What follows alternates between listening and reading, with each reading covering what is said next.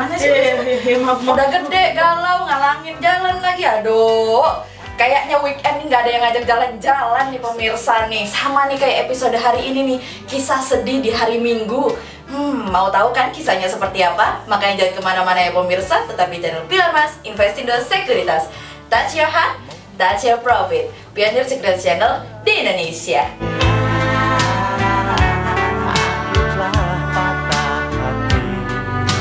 Seperti biasa kita akan mulai dari Global Economics Calendar. Ada berita dari US Trade Balance yang naik dari sebelumnya minus 48,6 billion US dollar menjadi minus 45,3 billion US dollar. Kemudian ada dari US Change in Non-Farm Payrolls yang tidak berubah di 273.000. Kemudian ada dari US Change in Manufacturer Payrolls yang naik dari sebelumnya minus 20.000 menjadi 15.000. Kemudian kita beralih ke corporate news. Ada berita dari PT Golden Energy Mines Tbk atau GEMS yang menargetkan pendapatan 1,10 miliar US dollar pada 2020 atau sama dengan pendapatan di akhir 2019 dari bisnis.com. Kemudian ada dari PT Wijaya Karya Beton Tbk atau Weton yang menargetkan pertumbuhan laba 9,84% menjadi 561 miliar rupiah sepanjang 2020 dari bisnis.com. Kemudian ada dari PT Nusantara Infrastruktur Tbk atau Meta yang menjajaki penambahan 5 ruas jalan tol baru serta memperkuat lini bisnis energi dan air bersih sepanjang 2020 dari bisnis.com. Kemudian pada perdagangan hari Jumat tanggal 6 Maret 2020, IHSG ditutup melemah 139 poin atau 2,48% menjadi 5.498. Sektor aneka industri, keuangan, infrastruktur, industri dasar, properti, perdagangan, barang konsumsi, pertambangan, dan agrikultur bergerak melemah dan menjadi kontributor terbesar pada penurunan IHSG kemarin. Investor asing membukukan penjualan bersih sebesar 1,31 triliun rupiah. Kemudian kita akan masuk ke market review hari ini. Cerita hari ini dimulai dari respon. Penasehat ekonomi utama Donald Trump mengatakan bahwa White House memiliki keinginan untuk meluncurkan beberapa langkah untuk melindungi ekonomi Amerika dari pelemahan yang diakibatkan virus corona setelah berhari-hari menekan ekonomi Amerika.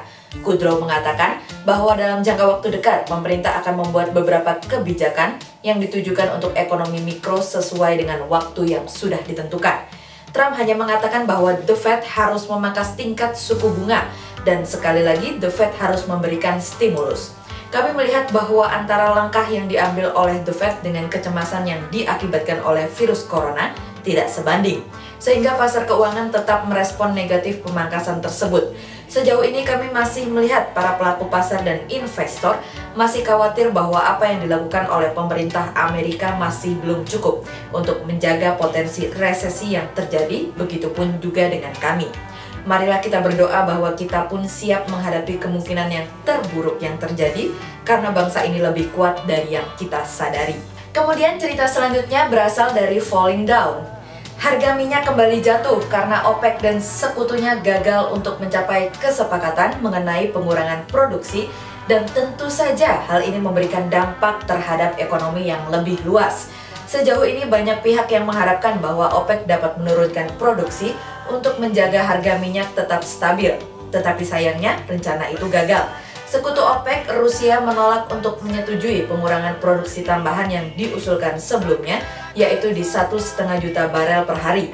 OPEC Plus juga gagal mencapai kesepakatan untuk memperpanjang proses pengurangan produksi.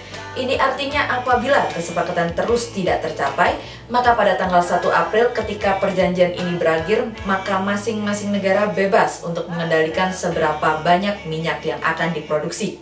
Menteri Energi Rusia juga mengatakan bahwa pada tanggal 1 April kami akan mulai bekerja tanpa memperdulikan kuota atau pengurangan yang sudah ada sebelumnya.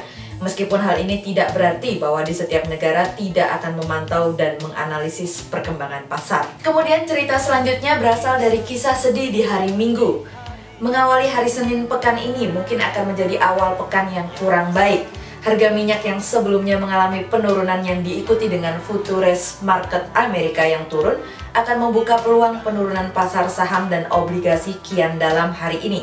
Ekuitas di Timur Tengah pun jatuh pada hari Minggu karena Arab Saudi yang tidak mau melakukan pengurangan produksi. Jika minyak WTI jatuh ke harga 30 US dollar lebih rendah dan stabil di kisaran tersebut, maka tekanan di pasar akan sangat tinggi terkait dengan penurunan harga minyak yang berpotensi menekan industri tersebut. Selesai membahas harga minyak, kita akan membahas mengenai virus corona. Korban yang meninggal di Italia saat ini lebih banyak daripada Korea Selatan. Tidak hanya itu saja, Mesir juga telah mengumumkan kematian pertamanya dari coronavirus tersebut. Menjelang pertemuan Bank Sentral Eropa, Komisaris Uni Eropa mengatakan bahwa diperlukan respon fiskal yang terkoordinasi untuk mengatasi virus tersebut. Yang menjadi perhatian utama saat ini adalah GDP kuartal 4 dari Jepang yang kembali akan mengalami penurunan.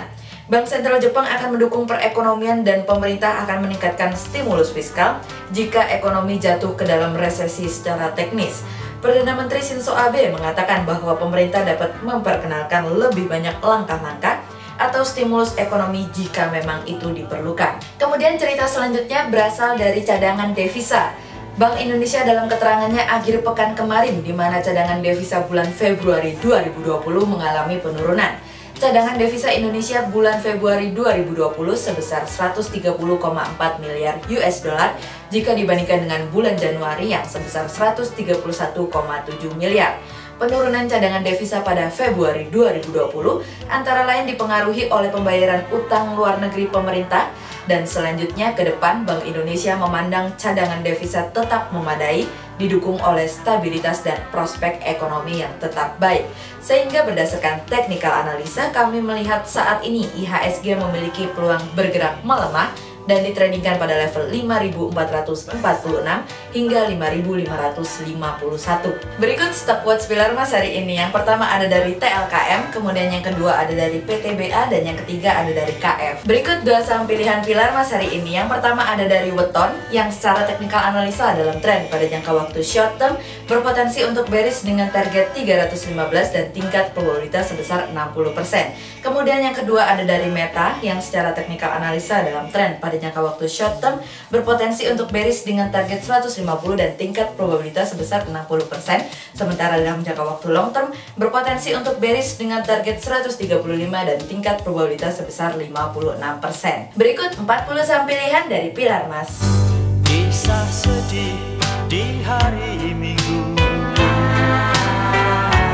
yang selalu menyiksaku. Ku takut ini kan budaya. Sekian review market kita pada pagi hari ini. Untuk lebih lengkapnya Anda dapat mengakses link di bawah ini. Atau Anda juga bisa mengunjungi website kami di www.pilarmas-investindo.co.id. Dan jangan lupa untuk like, subscribe, dan tonton terus channel Pilar Mas Investindo Sekuritas. Touch your heart, touch your profit. Pioneer Sekuritas Channel di Indonesia.